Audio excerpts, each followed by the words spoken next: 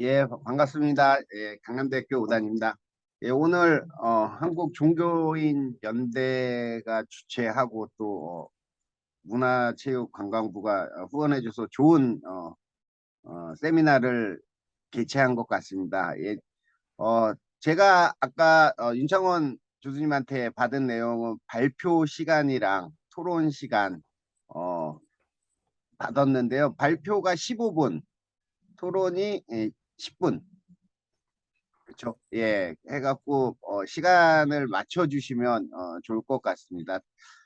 또 좌장의 역할은 제가 배우기로는 시간을 잘 배분하고 시간을 잘 맞추게 하는 거라고 이렇게 배워서 우리 아마 제가 생각할 때 좀 길어지실 것 같은데 저희 발표해 주시는 분들과 이제 토론해 주신 분들이 워낙 어, 이제 말씀들을 잘 하시는 분들이 길어질 것 같은데 그래도 되도록이면 시간을 좀 맞춰 주셨으면 좋을 것 같습니다.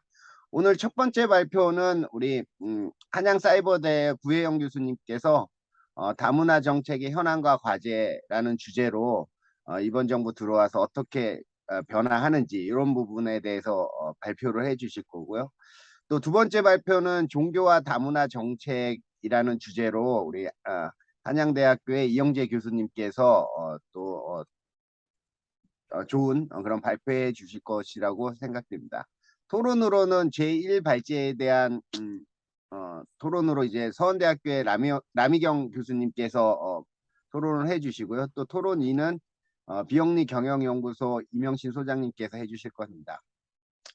물론 토론 각각의 토론이 있지만 또 발제하고 그다음에 토론을 뭐 종합적으로 토론을 해도 좋을 것 같다라는 생각이 듭니다. 안녕하세요. 반갑습니다. 구혜영입니다. 특히 또 열악한 경우가 바로 농촌 다문화 청소년들입니다. 다문화 가족들이 농촌 지역에 많고, 이제 그러다 보니까 이제 학교라든가 그다음에 이제 취업 기회 이런 것들이 좀 떨어지는 게 굉장히 불편한 그런 상황이다라고 보겠죠.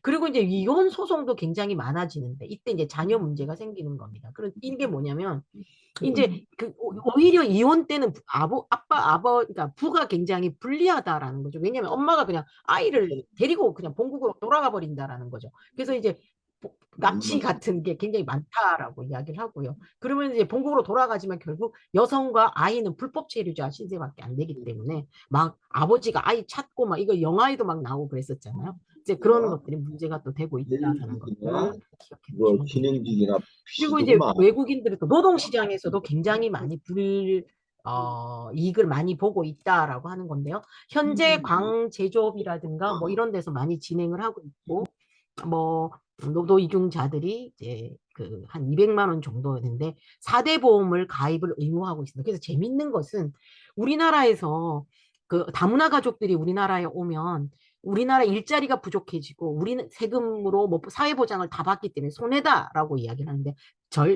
그렇지 않다라는 건 왜냐하면 그 나라에서 우리나라에 오는 대부분의 사람들은 젊고 4대 보험 다 가입해서 하고 있기 때문에 오히려 그 사람들이 우리한테 옴으로써 더 많은 경제적인 부분에서 상당 부분, 뭐 일자리 부분은 뭐 겹쳐질 수 있겠지만 이런 부분에서 세금을 다 받아간다든지 그런 건 절대 아니더라는 것 알고 계시면 될 것 같고요.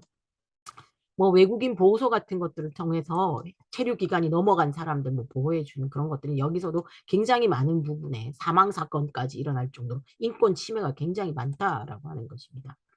그리고 외국인 노동자에 대해서 국민들의 어떤 인식 뭐 이런 것들도 별로 좋지 않은 그런 부분들이 있지만 사실 외국인 100명이 들어오면 저숙련 일자리는 26개 사라진다 뭐 이런 식의 이야기들 뭐 많다라고 하는 거고요.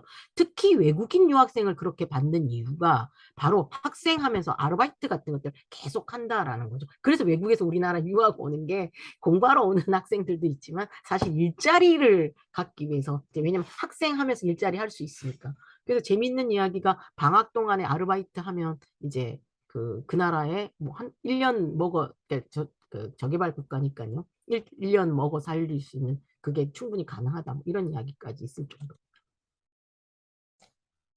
네, 그래서 저는 이제 경제적 기여도 나름대로 이 분들이 하고 있다라는 거 기억을 해주시면 좋을 것 같고요.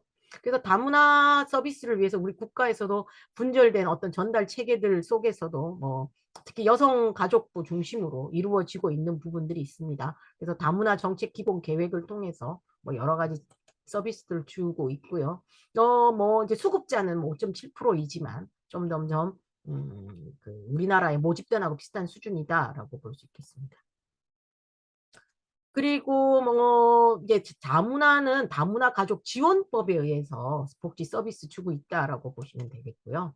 그래서 보건복지부라든가 여성가족부가 가장 중요한 부분의 역할을 하고 특히 다문화는 외국인과 관련된 부분이어서 법무부에서도 상당 부분 지원해주고 서비스를 제공해주고 있다라고 보면 되겠습니다. 그래서 이제 지금 한국건강가정진흥원 이 이름이 이제 한국가족 진흥원으로 이름이 좀 바뀌었죠. 그래서 한국가족진흥원에서 이제 다양한 형태의 이제 총괄적인 그런 역할들을 하고 있다라고 보면 되겠고요. 다문화 관련 지원에서 이제 뭐 여러 가지 그 다문화 지원사라든가 또 내지는 언어 관련된 거, 뭐 이런 통역사라든가 이중 언어 코치 뭐 이런 것들로 진행을 하고 있습니다.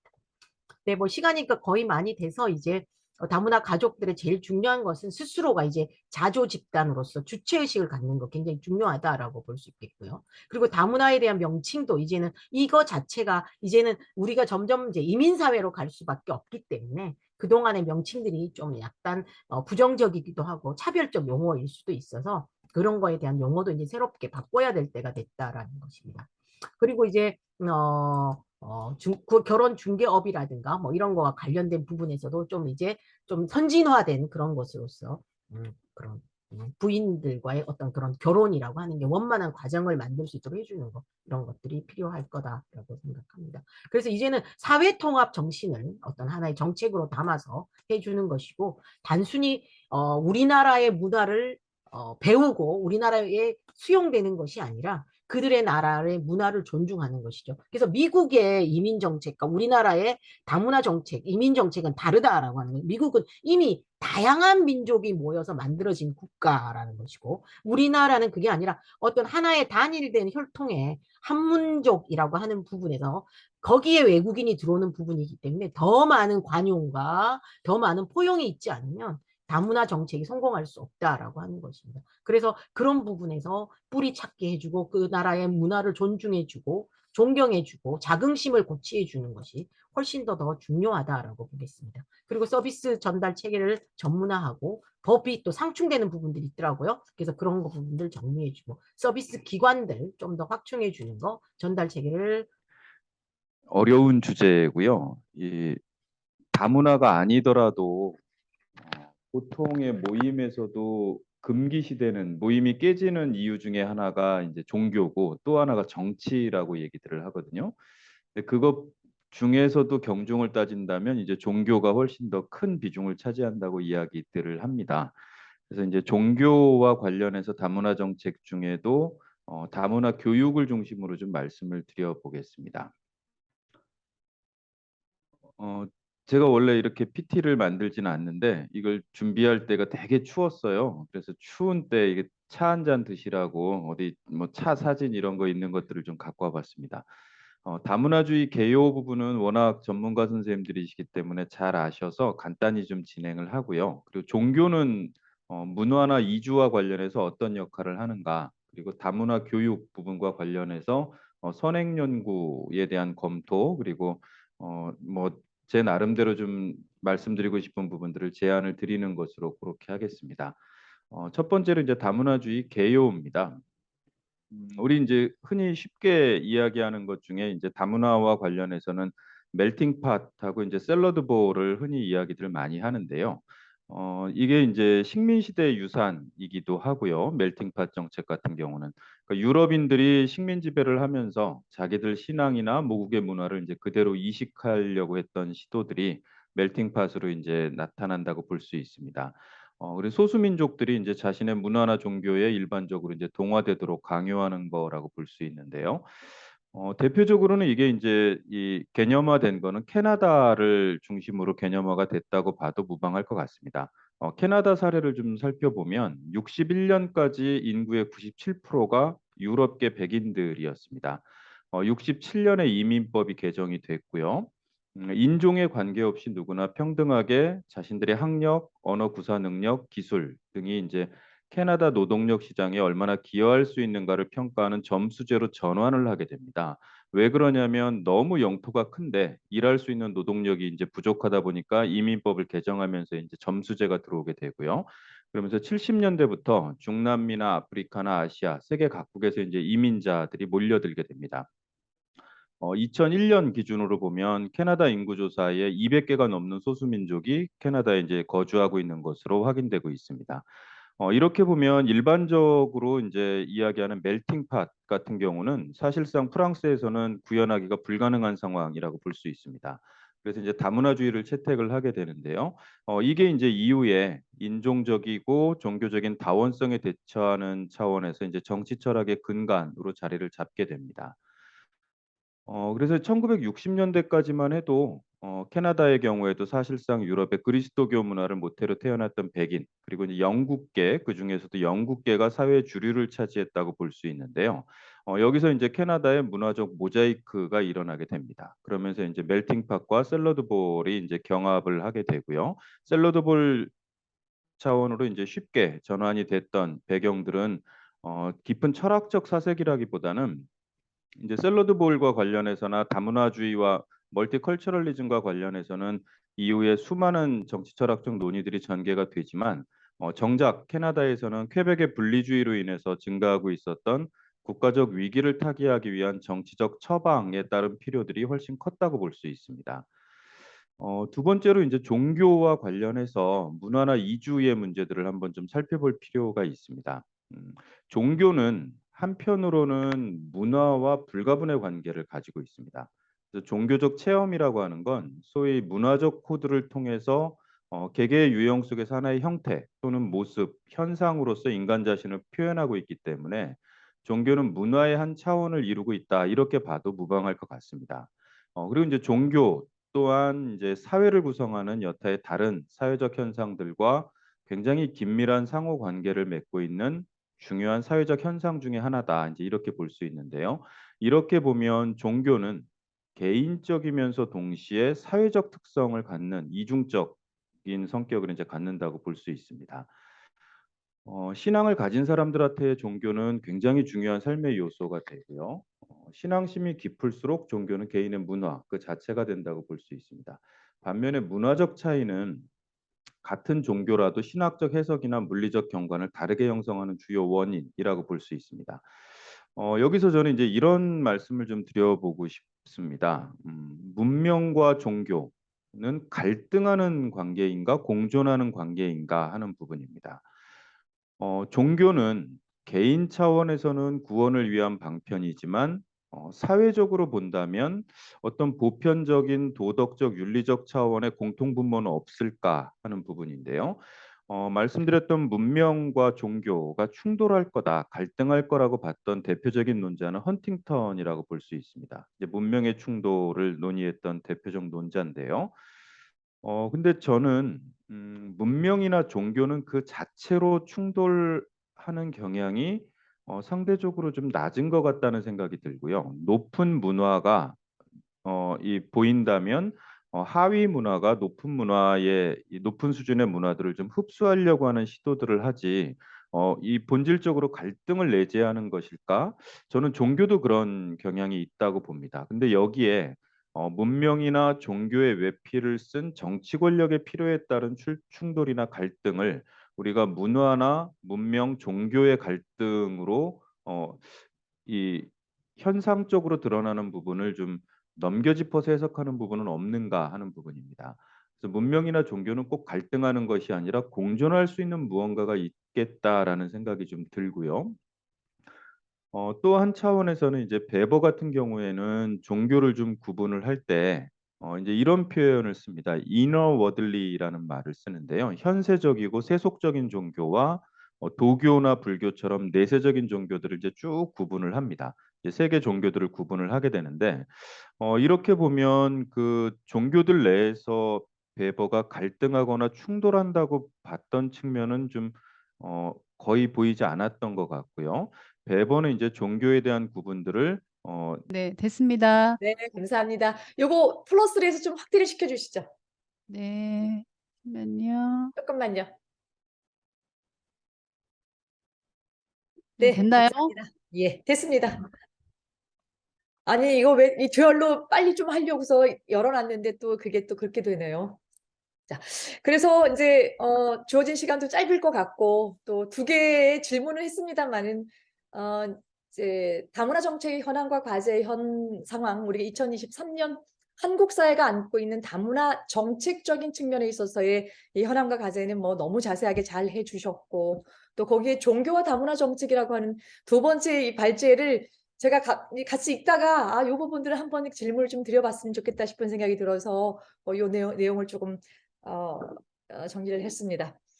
어떤 뭐 이유가 됐든 어떤 경로가 됐든 우리가 이제 어떤 이 다문화적 상황이라고 하는 것이 비단 한국만의 상황은 아닐 테고요. 이 다문화적 상황으로 인해서 여러 가지 정책적인 차원이나 아니면은 국민적 혹은 다문화에 관련돼 해당되는 사람이나 그거를 바라보는 이 또 다른 우리 같은 경우는 우리 일반 국민들, 한국 국민들 간의 이 갈등들을 어떻게 해소할 것인가라고 하는 것이 아마 이 정부적인 차원이나 국가적인 차원에서는 가장 큰 문제로 안고 있을 것 같습니다. 모든 사회적인 갈등이나 사회적인 문제의 핵심이라고 하는 부분들은 단 두 가지 방면으로 우리는 접근을 많이 해 들어갔죠. 하나는 법 제도의 제도적인 측면으로 제도를 그냥 턱하니 만들어 놓으면 뭔가 해소가 될 것이다라고 하는 것 하나. 두 번째로는 만들어진 제도가 있었음에도 불구하고 그거에 노출되어 있는 사람들, 핵심적인 사람들 또 혹은 그걸 바라보는 주체와 객체 사이에 있어서의 이 문제라고 하는 의식의 차원에 적용 차원에 있어서의 의식의 문제라고 하는 것을 우리는 매번 비단 다문화 정책뿐만 아니라 혹은 뭐 종교 혹은 교육 혹은 청소년 문제가 됐든 간에 이 제도와 의식이라고 하는 두 가지 차원으로 이 접근을 해 들어갈 수 있을 것 같습니다.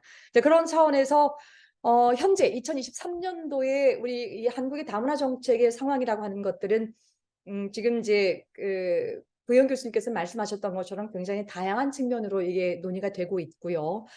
2023년 현재 우리 다문화 인구의 지금 팔로우된 마지막 것을 보게 되니까 한 205만 명 정도 가량 되는 그 정도를 따져보면은 충청남도 인구가 지금 220만인데요. 220만 조금 빠지는 정도가 지금 현재 우리나라 전체 인구의 많은 포션들을 지금 차지하고 있다라고 하는 것들을 한번 짚어볼 수가 있겠고요. 근데 여기에서 왜 정부나 아니면 다문화 정책에 관련된 혹은 뭐 종교와 다문화 정책에 관련된 부분들이 이렇게 많은 사람들이 전문가들이 혹은 해당 관련 공무원들이 이렇게 애를 쓸까라고 하는 것을 봤었을 때 제일 큰 문제라고 하는 것은 이 국민으로서의 어떤 공동의 어떤 그런 정체성을 가지지 못하게 되는 그들의 어떤 분리, 괴리, 인간 개개인들의 인간 존엄성에 관련된 문제도 되겠지만 그들을 포함하고 있는 공동체 내부에 있어서의 그들의 괴리감들을 어떻게 해소할 것인가라고 하는 것들. 그래서 실질적으로 오게 되는 뭐 노동자로서의 어떤 부당한 대우와 차별이라고 하는 것들, 인권 침해 문제들, 또 외국인 노동자 혹은 뭐 소외에 관련된 부분들, 혹은 지금 현재 한국 군 같은 경우에는 65만에서 지금 45만까지 줄어들게 되는데 우리 다문화 1세대들이 군에 입대를 해서 지금 우리 현재 남북 상황에 있어서 이 부분 역할들을 해야 되는데 뭐 그런 사안들 어떤 굉장히 복합적인 측면에 있어서 오늘 이제 발표하신 두 논문이 굉장히 의미 있고 굉장히 아주 흥미롭게 읽었다라고 하는 것을 말씀을 좀 드리겠습니다. 현 다문화의 문제점은 딱 몇 가지만 조금 뽑게 되면은 저는 이제 용어의 문제, 아까 이제 구현 교수님 말씀하셨습니다만은 이 문제를 어떻게 할 것이냐. 220만 전체 인구의 충청남도만큼의 인구들이 들어왔는데 아직도 거기에 대한 용어들이 결혼 임자, 뭐 외국인 노동자, 북한 이탈 주민자, 중국 동포, 유학생, 난민 너무 많은 이런 유형의 이주민에 관련된 이런 정책을 취하다 보니까 부서도 여러 다르게 될 수밖에 없고 중앙과 지자체에 있어서의 또 이 상위 개념에 있어서의 다루는 부분도 다르고 이것이 보건복지부에서 할 것인지 아니면 서로 이 부처에서 안고 가는 핵심적인 컨트롤 타워가 없다라고 하는 부분이 굉장히 큰 문제가 지금 제기가 되고 있고 이 다문화에 관련돼서 너도 나도 할 거 없이 예산 들여가지고 프로그램을 많이 만들어 놓고 있습니다만 그거에 대한 이 효율성은 상대적으로 떨어지고 있다라고 하는 것들은 매번 예산이 부족하다, 전문적인 프로그램이 부족하다라고는 하고 있지만 굉장히 산발적이고 서로 층위를 달리하고 있는, 정작 가만히 내면을 들여다보면 같은 문제, 같은 정책적인 부분들이 서로 괴리가 되어 있다라고 하는 것이 현재의 문제랍니다. 자, 그러면 현재 외국 대상을 중심으로 해서 우리가 어떤 정책을 할 것이냐, 우리가 실제 뭐 용광로처럼 이런 동아주의를 갈 것이냐, 아니면은 뭐 샐러드 믹싱볼처럼 이 부분을 할 것이냐라고 하는 동아주의 통합 혹은 다문화주의라고 하는 기존의 이론적인 측면들을 살펴보게 되니까 여러 가지 유형으로 나누고 있는데, 근래 들어서 이제 사회 통합의 모형으로서 이 다문화주의 모형을 지금 취하고 있다라고 하는 것을 말씀을 드리겠습니다. 다음 페이지 좀 넘겨주시죠. 자, 이제 그런 측면에서 제가 오늘 이제 토론으로 좀 들고 왔던 부분들은 제도나 의식적인 차원들에 있어서의 괴리를 좀 줄여나가는 것, 중앙과 지방 정부에 있어서의 다양한 계층 간에 있어서의 그런 지원적인 부분들의 이런 중복성을 줄여나가는 것, 그리고 부처와 부처 사이에 있어서 부처 이기주의나 아니면은 우리가 이 부분들을 넘지 못하고 있는 부분들을 뭘로 해소할 것이냐라고 하는 걸 봤었을 때 바로 이제 교육이라고 하는 지점들, 제도를 녹여낼 수 있는 의식적인 부분들로 교육을 좀 메꿔나가는 것들이 필요하다라고 하는 것. 물론 지금도 교육은 많이 이루어지고 있습니다. 근데 그 사례 중에 하나를 제가 이제 싱가포르에서 지금 하고 있는 새로운 인성 시민 교육이라고 하는 요 부분을 이제 오늘 말씀을 좀 드릴 텐데요. 이 중에서 다른 건 좀 말씀 안 드리겠고, 이 싱가포르 자체가 도시국가로서 이 기본 자체로 굉장히 다양한 인종, 다양한 민족들, 지금 현재 이 구성이 좀 되어 있었었는데, 그 부분에 있어서 인성과 시민교육들, 인성과 시민교육, 현재 우리가 하고 있는 시민교육의 일 파트 부분에서 인성교육이 지금 들어와 있어요. 지금 이제 한국 내에도 들어와서 이 부분들을 지금 펼쳐나가고 있는데, 세부적으로 싱가포르가 굉장히 좀 잘 되고 있는데, 어떤 기본적인 가치, 이념적인 것들을 중심으로 해서 이 교육적인 프로그램을 녹여나가고 있는가라고 하는 것들에 대한 이 소개 정도로 이제 간단하게 말씀을 좀 드리겠습니다. 이제 먼저 좋은 인성 부분에 있어서 이제 핵심적인 가치, 그다음에 사회적, 정서적 역량, 그다음에 시민적 자질 역량과 관련된 기존의 어떤 그런 부분, 기량으로 됐었던 부분들을 어떻게 습득해 나갈 것이냐라고 하는 것들, 핵심적으로 핵심 가치라고 하는 것에는 존중, 책임, 탄력성, 진실성, 돌봄, 조화라고 하는 부분들, 그다음에 사회적, 정서적 역량이라고 하는 부분들 밭으로 좀 내려주시죠. 제가 좀 했었어야 되는데, 예, 여기에서는 이제 개인적인 역량에 있어서 개인이 갖춰야 될 사안들을 갖게 되면은 그거에 대한 그 개인들의 어떤 각성을 통해서 자신들의 관리로 들어가게 되고, 이런 것 좀 더 확대된 개념으로 공동체 혹은 사회적 각성으로까지 이게 더 확대돼서 인간 관리 혹은 나중에 이 책임 있는 결정까지 이게 연계될 수 있는 굉장히 중요한 이런 프로그램의 기본적인 이론적인 이런 토대를 갖고 있다라고 하는 것을 말씀드리겠습니다. 예, 다음 페이지 부탁드리겠습니다.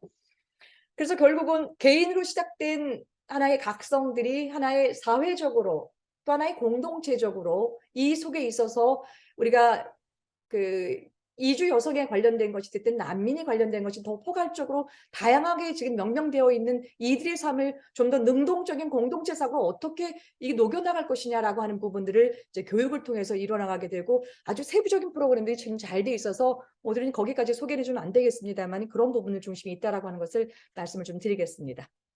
자, 그런데 이제 한국의 상황을 보니까 결국 이제 이 그 다문화 교육하고 인성 혹은 시민 교육에 관련된 것들을 일찌감치 굉장히 많이 필요성을 또 인지를 하고 있었었고요. 거기에 맞춰서 이 제한 외국인 처우 기본법, 또 여기에 관련 시행령 같은 것과 그다음에 인성교육진흥법이라고 하는 것들이 이 결부가 돼서 실제 다문화 가정 자녀 교육 그에 관련된 이런 지원들이 상당 부분 많이 되고 있더라고요.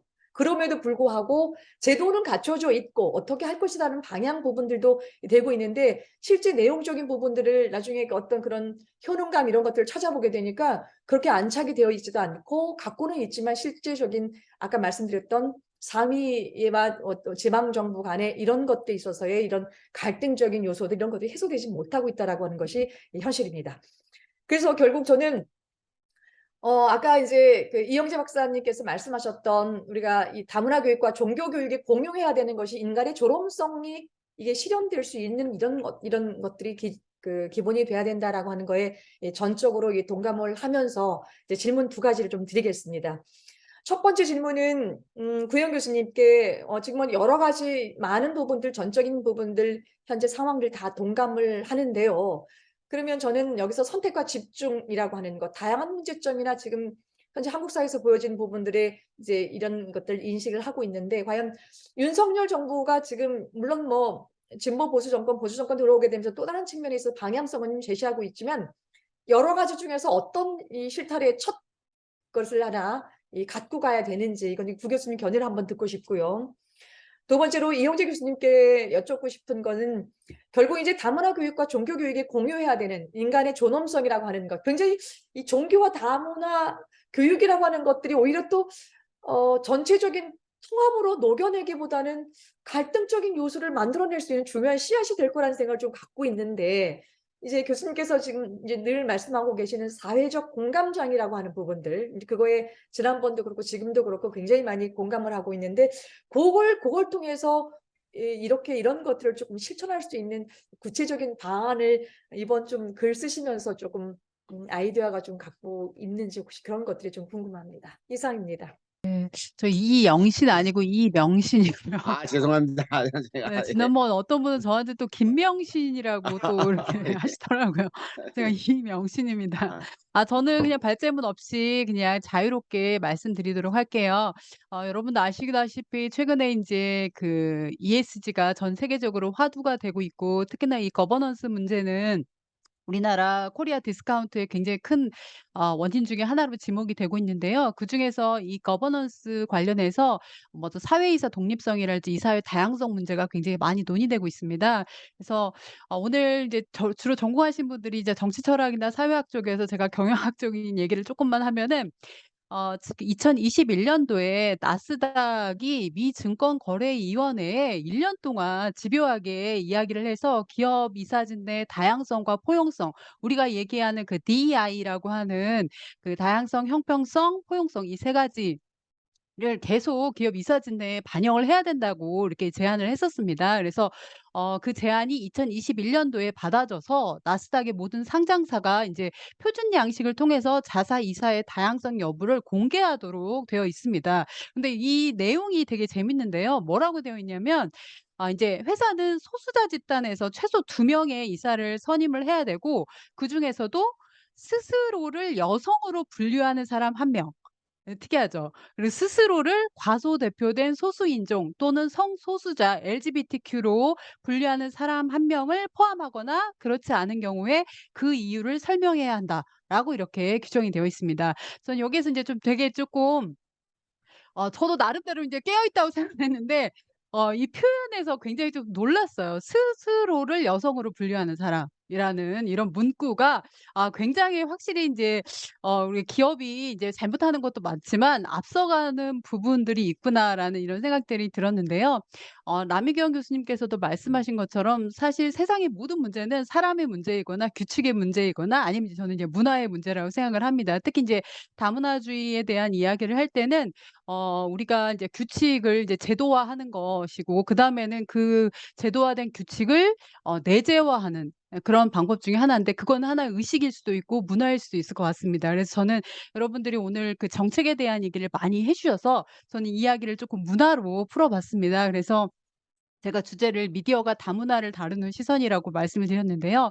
연초부터 너무 빡빡한 이론적인 얘기하면 재미없을 것 같아 가지고 제가 미디어에 대한 이야기들을 조금 이야기를 했어요. 그래서 사실 요즘에는 뭐 대중적인 그런 주류 언론 매체 외에도 OTT라고 하는 뭐 넷플릭스, 왓챠, 웨이브, 티빙, 뭐 쿠팡, 뭐 디즈니 플러스 굉장히 많은 이런 OTT에서 다양한 콘텐츠들을 만들어내고 있고 사실은 그런 콘텐츠가 많은 사람들에게 어떤 그런 어떤 의식적인 측면에서 문화적인 측면에서의 더 강력한 영향력을 발휘하고 있기 때문에 이런 매체가 만들어내는 콘텐츠에서 이러한 다문화를 다루는 시선이 굉장히 좀 중요하지 않을까라는 좀 생각이 듭니다. 그래서 우리가 지금 현재 그 미디어에서 다문화라고 하는 것이 굉장히 좀 선정적이고 과장되고 왜곡되는 양상으로 이렇게 나타나는데요.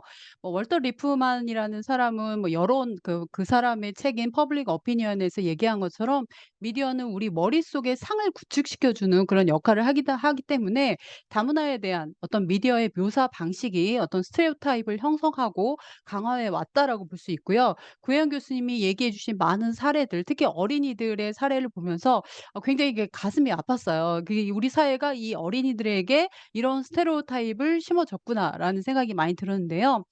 주혜연과 노강우 연구자가 했던 드라마 속에 재현된 외국인과 한국의 다문화주의 논문에서 외국인 등장인물을 이렇게 좀 유형화해서 네 가지로 구분한 게 있습니다. 그래서 하나는 흔히 우리가 얘기하는 화이트, 미국이나 유럽 사람들은 동경 집단으로 묘사를 하고, 그다음에 베트남, 필리핀, 우즈베키스탄, 카자흐스탄 이런 데는 이제 동정 집단으로 이렇게 묘사를 하고, 그다음에 우리랑 가까운 근접 집단이죠. 일본, 중국 비슷한 문화를 공유하고 있는 이런 데는 근접 집단. 그리고 나머지는 그냥 아예 출신지 미상, 어디 국적인지 어디 인종인지 문화인지 알 수 없는 기타 집단으로 이렇게 묘사가 된다라고 하는 건데요. 이런 뭐 다인종이나 다문화 국가인 미국이라고 해서 뭐 다르지는 않더라고요. 특히 이제 할리우드 영화에서는 이런 백인 위주의 그 캐스팅 관행, 흔히 이걸 우리가 화이트워싱이라고 부르는데, 뭐 요런 거에 굉장히 문제가 많이 됐죠. 그래서 뭐 대표적으로 우리가 그 닥터 스트레인지에서 티베트 역할을 이렇게 틸다 스윈튼, 백인인 틸다 스윈튼이 하고, 뭐 공각기공대에서 그 쿠사나기 소령 역할을 우리 굉장히 섹시한 화이트 배우의 상징인 스칼렛 요한슨이 맡는다든가, 뭐 마션에서 한국계 과학자 민디박 역할을 백인 여배우가 맡는다든가, 요런 것들도 굉장히 좀 많이 문제가 되죠. 근데 최근에 할리우드는 굉장히 좀 많이 변화하고 있습니다. 특히 영화나 드라마가 많이 바뀌고 있는데, 요런 것들이 다문화에 대한 감수성에 대한 인식도 물론 있지만, 유색 인종을 내세운 영화가 이제 머니가 된다, 흥행이 되고 수익성이 된다라는 그런 것들을 이제 할리우드가 스스로 알기 때문에, 뭐 크레이지 리치 아시안이랄지 샹치랄지 뭐 겟아웃이랄지 어스랄지 요런 영화들이 굉장히 이제는 유색 인종을 내세운 그런 것들이 많이 나오고 있습니다. 근데 이제 사실은 이 화이트워싱보다 더 심각한 것은 우리나라 미디어의 문제인데요. 바로 혐오 집단화하는 거, 범죄 집단화하는 거라고 할 수 있는데요. 흔히 이런 말이 있어요. "백인 혼혈이면 예능이고 동남아 혼혈이면 다큐다." 뭐 이런 이야기가 있는데요. 그러니까 우리가 뭐 범죄 도시의 장첸이랄지 뭐 수리남의 첸진이랄지 변기태랄지, 심지어는 박찬욱 감독의 헤어질 결심을 보신 분 계십니까? 헤어질 결심 보신 분. 아 네. 우리 남경 네. 몇 분 오셨네요. 이 헤어질 결심의 설혜, 탕웨이가 맡았던 조선족 역할이었는데요. 이 설혜조차도 살인자, 범죄자로 이렇게 나오고 있는 거를 볼 수가 있습니다. 그 밖에도 많은 미디어에서 비춰지는 다문화 캐릭터라고 하는 것은 누군가에게 의존해야 되든가 도움을 받아야 된다라고 하는, 굉장히 이렇게 그러니까 비정상적인 그런 모습들로 많이 다루고 있는 것들을 볼 수가 있습니다. 그나마 제가 이제 작은 실마리라고 말씀드렸던 게, 우리나라 다문화 가족 인구가 아까 250만, 뭐 많게는 250만이라고 하셨는데, 우리나라 장애 인구가 한 260만 명 됩니다. 그러니까 우리가 다문화를 바라보는 것도 하나의 이제 보편적인 인권 감수성 속에서 바라봤을 때, 이 장애를 다루는 시선 역시 이렇게 큰 틀에서는 뭔가의 어떤 또 하나의 차별 집단, 혐오 집단으로 다루어지는 경우가 많은데요. 작년에 1월 달에 우리들의 블루스라는 드라마가 있었습니다. 혹시 이것도 또 우리 다들 연구만 하시고 공부만 하셔서 못 보셨을지 모르겠는데, 이 우리들의 블루스에서 실제 발달 장애인이자 캐리커처 작가인 정은혜 씨가 직접 등장을 한 적이 있었는데, 이 드라마가 굉장히 한국 미디어에서 저는 굉장히 획기적인 사건이라고 생각하는 이유 중에 하나는 이 정은혜 씨를 다룬 노유경 작가의 시선에 있었다고 볼 수가 있습니다. 그러니까 이 발달 장애인인 이 은혜 캐릭터를 어떤 뭐 장애 자체가 집중하는 것이 아니라 그 사람 자체를 굉장히 이렇게 잘 조명을 했던 건데요. 뭐 장애인의 현실을 막 지나치게 막 비참하거나 불우하게 그려서 막 동정과 배려를 요구하거나, 아니면 장애를 비관하고 좌절하다가 막 극적으로 막 다시 일어선다든가, 이런 뭐 드라마틱한 인위성을 강조하지 않고, 영희라는 인물 자체를 굉장히 하나의 주체로 그녀의 일상을 그냥 인간 영희로 굉장히 잔잔하게 그렸다고 하는 것이죠. 그래서 제가 여기 잠깐 시간이 되면 화면 공유를 한번 해 볼게요. 이 사진 혹시 보이십니까? 네. 보이시죠? 이 사진이 뭐냐면 우리나라 딩동댕 유치원이 바뀌었어요. 네. 여러분들 딩동댕 유치원 기억나실지 모르겠는데, 이 딩동댕 유치원의 휠체어 소녀 하늘이라고 하는 캐릭터가 등장했고 다문화 가정의 아이 마리 캐릭터가 등장을 했습니다. 그러니까 우리나라 이게 미디어 역사에서 굉장히 또 이것도 획기적인 사건 중에 하나인데요. 지금까지 미디어는 좀 어떻게 보면 굉장히 소수자와 약자, 특히 장애인분들 다문화주의라고 하는 것이 우리 사회의 일면임에도 불구하고 그러한 세상에 없는 것처럼 다루는 경우가 굉장히 많았어요. 많은 캐릭터에서 그러한 캐릭터 자체를 배제시켜 버리는 것이 굉장히 큰 문제였다고 할 수 있는데요. 그래서 이러한 그 다문화 캐릭터가 등장을 하고 아이 마리라고 하는 캐릭터가 등장하고 하늘이가 등장하면서 EBS 게시판에 학부모들이 굉장히 많은 댓글을 달았대요. 그러면서 특히 다문화 가정의 어머님들이 너무 고맙다고 이런 것들을 다뤄줘서 고맙다고 이렇게 댓글을 달았다고 합니다. 그래서 미디어는 지금보다 더 소수자와 약자를 더 많이 그리고 제대로 보여주는 것이 굉장히 많이 필요하고요. 외국 같은 경우에는 뭐 일찍이 뭐 세서미 스트리트에서는 이러한 캐릭터들이 일찍 굉장히 많이 등장을 했는데 하나의 캐릭터가 제대로 자리 잡는 데도 보통 2-3 년이 걸린다고 해요. 특히 이게 대표적으로 세서미 스트리트의 그 자폐아 캐릭터가 제대로 캐릭터 잡는 데 한 3 년이 걸렸거든요. 그래서 우리나라의 뭐 주류 언론이든지 아니면 OTT 역시 굉장히 이런 뭔가 그 미디어를 통해서 보여지는 교육적인 효과가 굉장히 크기 때문에 굉장히 많은 고민과 이제 시행착오가 필요할 거라는 생각이 듭니다. 그래서 뭐 환대에 대하여의 저자 자크 데리다가 조화로운 사회를 위해서 인제 환대가 필요하다라고 이야기를 했는데요. 환대라는 것 자체가 저는 저희가 얘기하는 다문화주의의 핵심이라고 생각을 합니다. 누군가의 타자를 그저 있는 그대로 존중해 줄 수 있는 거 요게 가장 인제 핵심이라고 생각을 하고요. 그래서 그 뭐 교수님들께서 말씀하셨던 뭐 그 용광로랄지 아니면 뭐 그 샐러드 볼에 대한 이야기를 했는데 중요한 게 그 각자의 고유한 맛을 그러니까 동화되는 것이 아니라 각자의 맛을 그대로 이렇게 싱싱하게 간직해서 샐러드 볼에 담겨야 의미가 있는 거잖아요. 근데 이게 어설프게 하다 보면 이게 정말 싱싱한 샐러드 볼이 아니라 이게 갖가지 야채가 섞여서 밍밍한 야채죽이 되는 경우가 되게 많더라고요. 그래서 정말 우리가 앞으로 그러면 이런 그 샐러드 볼로 가려면 어떻게 해야 될까에 대한 그런 고민들이 참 많이 좀 필요할 것 같다라는 생각이 듭니다. 그래서 저는 그 질문을 드리자면 이제 구혜연 교수님께는 그 사실은 우리가 어떤 정책을 설계할 때는 그 정책에 대한 어떤 사상이랄지 뭐 그라운드 티오리랄지 아니면 큰 어떤 뭐 보수 정권이든 진보 정권이든 나름대로의 어떤 가치를 담게 마련이거든요. 그래서 그동안의 어떤 다문화와 관련된 그 정책들의 어떤 변화 흐름에 있어서의 어떤 기저 이론들이랄지 사상들이 어떻게 조금 변했는지 뭐 다른 종교는 모르겠지만 기독교에서 사실은 그 성경 뭐 제가 그렇게 성경을 읽는 스타일은 아니지만 성경 말씀 중에 뭐 이방인에 대한 환대라든지 뭐 등과 같이 사실 그렇게 하지 말라라고 했지만 그것을 해석을 하는 그 종교인들이 그 안에서 자기 삶 안에서 자기도 모르게 어떻게 보면 종교가 하지 말라라는 것을 우리가 차별을 하고 뭐 이렇게 하는 게 아닌가라는 또 생각을 해봐요. 제가 뭐 종교인이 종교인이 아니라 그러니까 제가 저기 뭐 종교를 이렇게 공부한 사람이 아니라서 그렇게 감히 말씀드려야 할지 모르지만 어쨌든 제가 교회 생활을 하면서 느꼈던 것은 이 종교의 문제가 아니라 어떻게 보면 그 종교를 믿는 사람들 아니면 목사님들도 잘못 해석해서 설교를 하시는 이런 분들도 굉장히 사실 뭐 많잖아요. 그랬을 때 사람의 문제지 종교의 문제일까라는 생각을 한번 해보고요. 또 하나는 저도 이제 약간 제가 다문화 관련해서 몇 년 전에 공부를 조금 했었는데 우리나라가 이제 동아주의에서 다문화주의 그다음에 유럽 같은 경우에는 제가 알기로는 유럽도 뭐 상호 문화주의가 이렇게 완전히 확산됐다라고 그 이념적인 내용이 확산됐다고까지를 이야기를 안 하는데 아까 구현 교수님 말씀하신 것이 야채 세트나 코너 이게 어떻게 보면 상호 문화주의의 내용이지 않을까라는 생각이 들고요.